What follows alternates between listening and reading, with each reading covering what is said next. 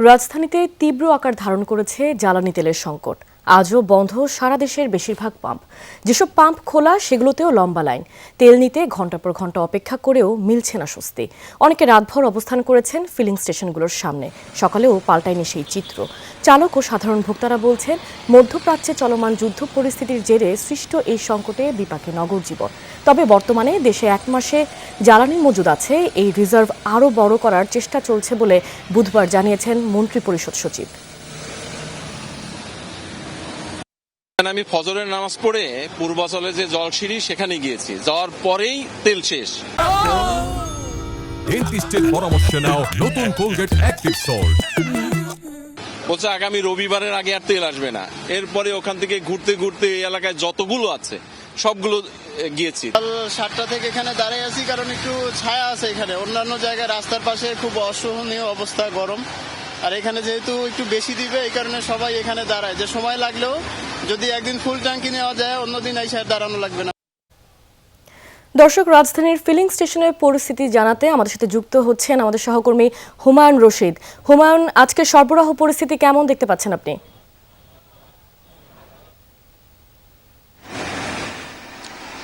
রুহি, আজ 26শে মার্চ, বাংলাদেশের জাতীয় দিবস, সরকারি ছুটির দিন।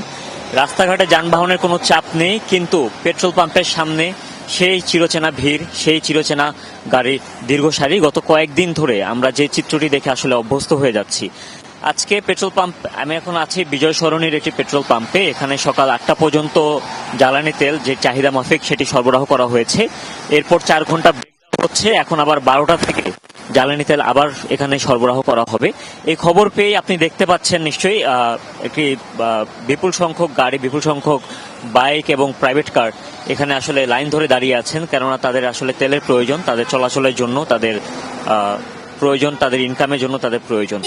আমরা কথা বলছিলাম ফতুল্লার বেশ কয়েকটি ডিপোর সাথে। আজকে যেহেতু জাতীয় দিবস 26শে মার্চ, আজকে ফতুল্লার ডিপোর কার্যক্রম বন্ধ রয়েছেন, তাই আজ সেখান থেকে কোনো তেল সরবরাহ করা হবে না।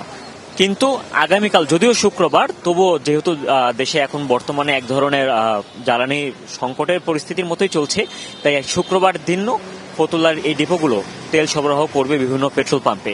আমরা কথা বলছিলাম এখানকার বাইকার এবং যারা প্রাইভেট কার চালক রয়েছেন তাদের সাথে। অনেকেই বলছেন যে তারা ফজরের নামাজের পর থেকেই এখানে আসলে অপেক্ষা করছেন।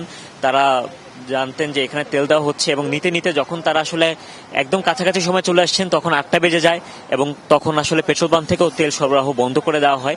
এরপর 4 ঘন্টার একটি বিরতি, কিন্তু সেই 4 ঘন্টা তারা ঠায় দাঁড়িয়ে আছেন, কেননা তাদের তেল নিয়ে বাড়ি ফিরতে হবে, তাদের চলাচলের জন্য তাদের তেল নিতে হবে।